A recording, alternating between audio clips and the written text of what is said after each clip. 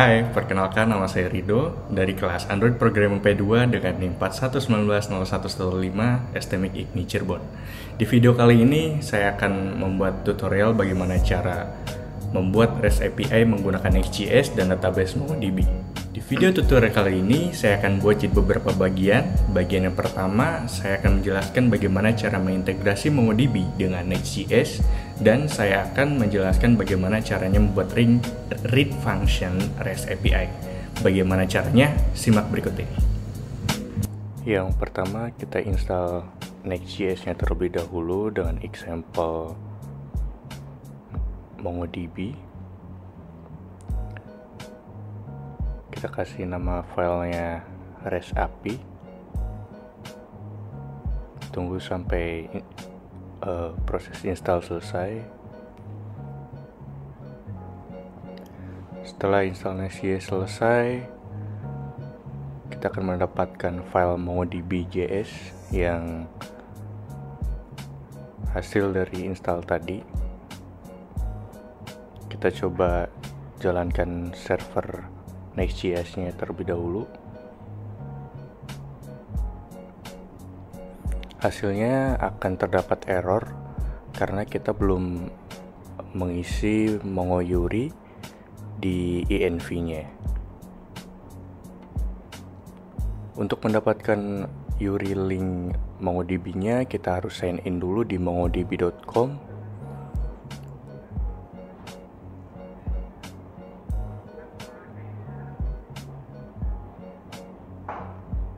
Di sini saya sudah memiliki dataset sampel dari MongoDB-nya. Banyak contoh sampel data yang dikasih dari MongoDB-nya. Yang akan saya pakai yaitu sampel mflix dengan collection users. Sini terdapat juga movies.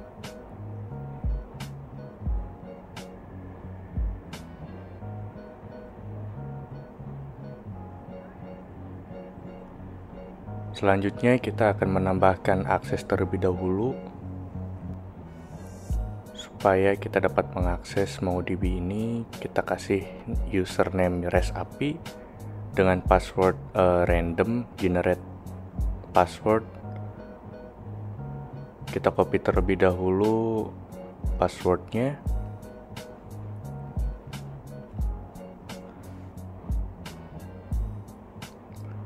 Setelah itu kita klik connect dan kita copy MongoDB URI-nya. Kita klik close. Lalu ganti .env.local menjadi example menjadi .env.localnya saja. Kita paste link tadi dan ganti username dan password sesuai dengan yang kita buat tadi. Dan ganti juga database-nya, nama database-nya. Kita bisa lihat di database kita yang akan kita pakai yaitu sample_mflix. Kita ketik di sini sample_mflix.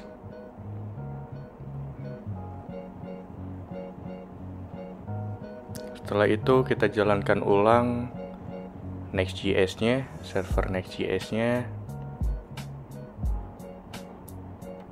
dan errornya sudah hilang dan ada keterangan you are connected to MongoDB. Itu artinya kita sudah terkoneksi dengan server MongoDB-nya.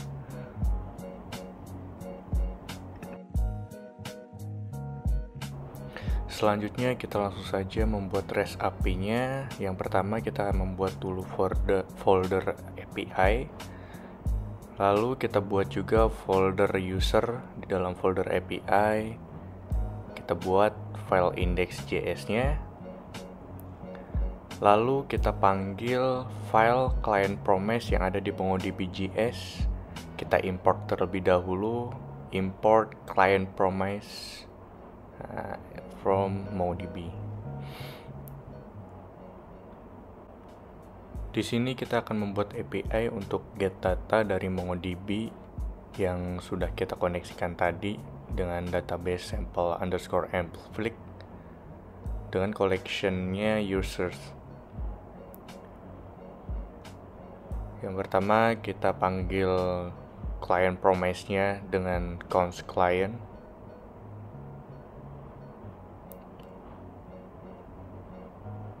Setelah itu kita buat const db dengan client.db.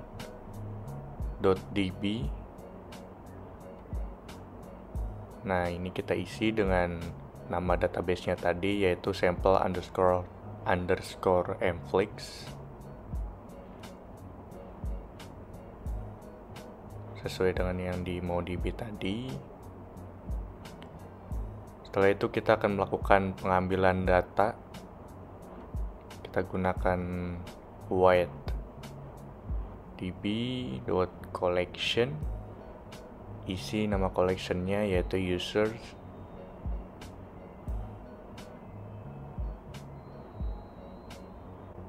File-nya kita kosongkan terlebih dahulu karena belum butuh, dan kita limit datanya 20. Jadi hanya 20 data yang akan ditampilkan. Selanjutnya kita akan tampilkan responsnya dengan status 200 dengan hasil JSON dari user tadi. Kode-kode respon tadi bisa kita baca di dokumentasi, banyak kode-kodenya. Kita gunakan sesuai dengan arti dari kodenya. Di sini 200 berarti responnya berhasil atau sukses. Kita coba panggil dengan metode get menggunakan URI API/users. Nah, ini hasilnya dengan 20 data yang ditampilkan di sini sesuai dengan yang kita limit tadi. Kita coba hapus limitnya. Itu artinya kita akan menampilkan semua data yang ada di database MongoDB tadi. Nah, ini banyak ya.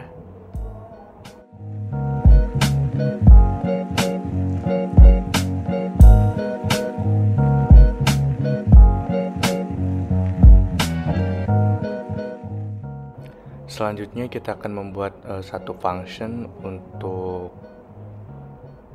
mencari data berdasarkan ID atau berdasarkan email. Di sini saya menggunakan slug. Kenapa menggunakan slug? Karena kita akan menangani 2 pet sekaligus, jadi routingnya lebih dinamis lagi. Kita import juga client promise-nya.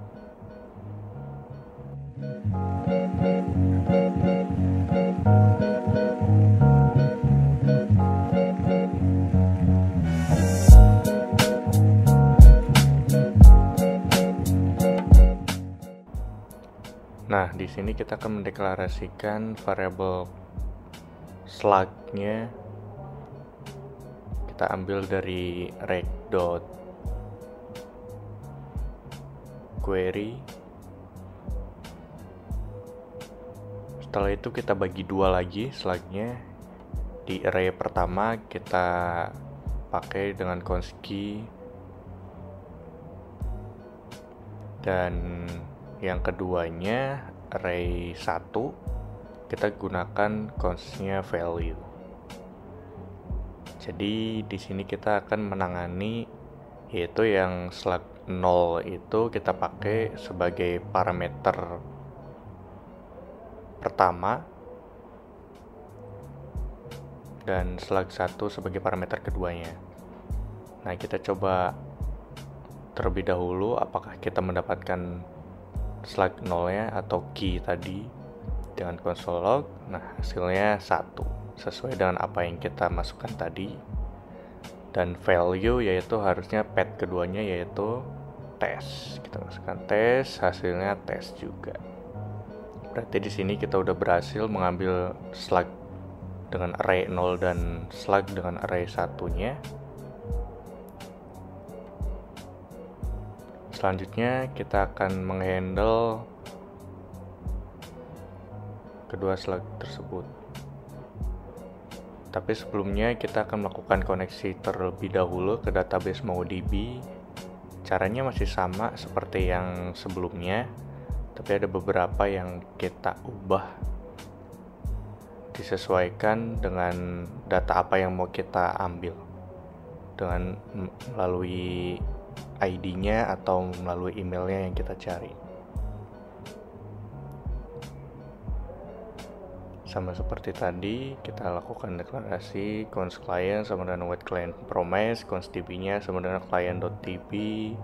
Kita masukkan database name-nya yaitu sample_mflick. Sama seperti yang tadi ya. Selanjutnya kita akan get data lagi dengan const user.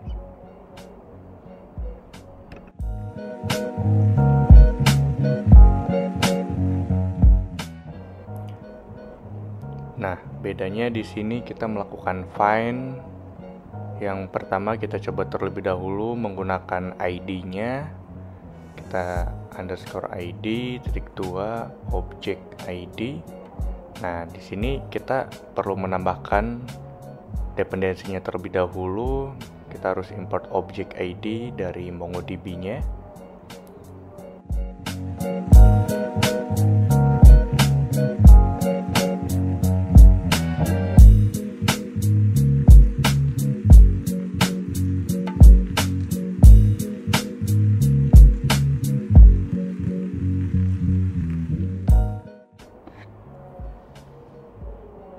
Lalu kita masukkan value-nya atau ini adalah ID-nya. Sama seperti tadi, kita masukkan to try. Nah, kita langsung coba memberikan responnya dengan user. Sebagai contoh, kita ambil ID-nya terlebih dahulu. Kita masukkan /ID/ID-nya. Nah, ini hasilnya yaitu ID sekian dengan name Robert sesuai dengan data yang di sini.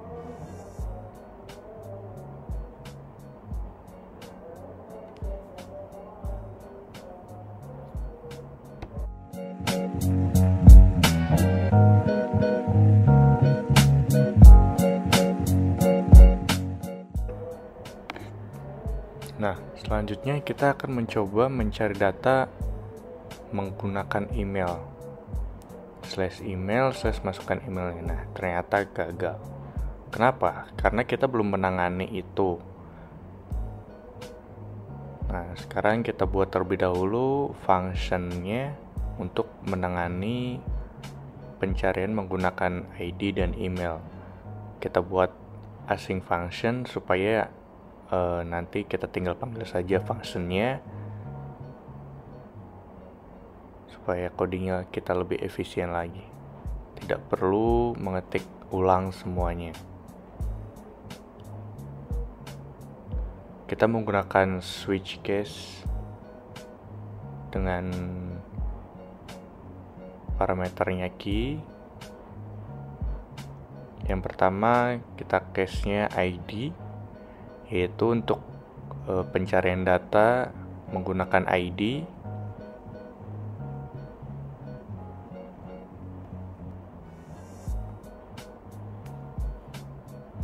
Nah, ini kita tinggal ambil aja yang sudah kita coding tadi dengan sedikit perubahan.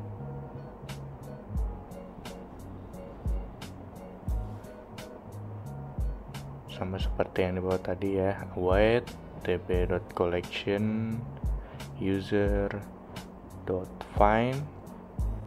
_ID _, object ID, dan masukkan value.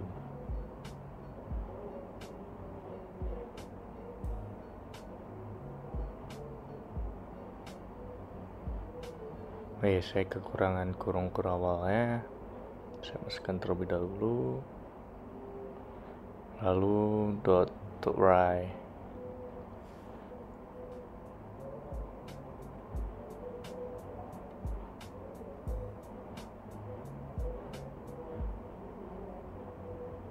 Selanjutnya kita akan menangani email, yaitu pencarian menggunakan email atau berdasarkan email.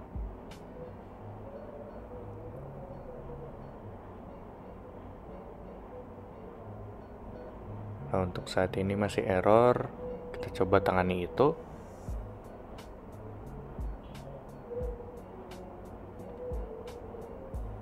Sebenarnya masih sama seperti yang di atas, cuman kita ubah bagian key ID dengan key-nya email. Titik 2 value to right.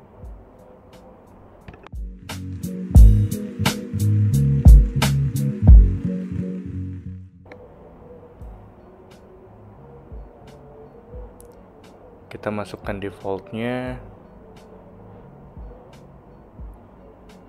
yaitu kita akan menampilkan semua data yang ada di database MongoDB-nya ketika parameternya atau key-nya itu tidak sesuai dengan switch case yang sudah kita tentukan.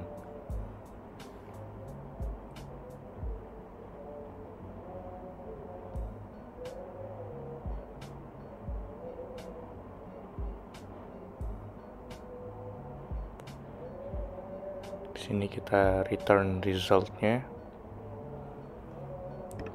Nah, sekarang kita ganti const usernya menggunakan function get collection data yang sudah kita buat tadi dengan parameternya key dan value. Nah, sekarang kita coba dan ternyata masih kosong. Ada sedikit kesalahan di sini, seharusnya saya return resultnya itu di luar switch-nya. Jadi kita keluarkan return-nya di luar switch. Selanjutnya kita akan mencoba mengambil datanya berdasarkan email. Kita masukkan email/emailnya dan ternyata berhasil.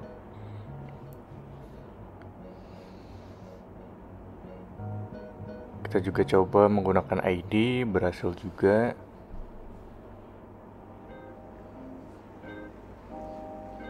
Kita coba sekali lagi menggunakan email/email. Kita coba contoh dengan Lena_id dan ternyata datanya berhasil kita dapatkan juga. Berikutnya kita coba menggunakan parameter yang tidak kita tentukan tadi. Nah, nanti akan di-handle dengan default switch yang kita sudah coding tadi, yaitu menampilkan semua data yang ada di database. Nah, untuk part satunya mungkin seperti ini dulu. Kita akan lanjut di part 2 untuk metode yang lain, yaitu metode post, put, dan delete. Terima kasih, sampai jumpa.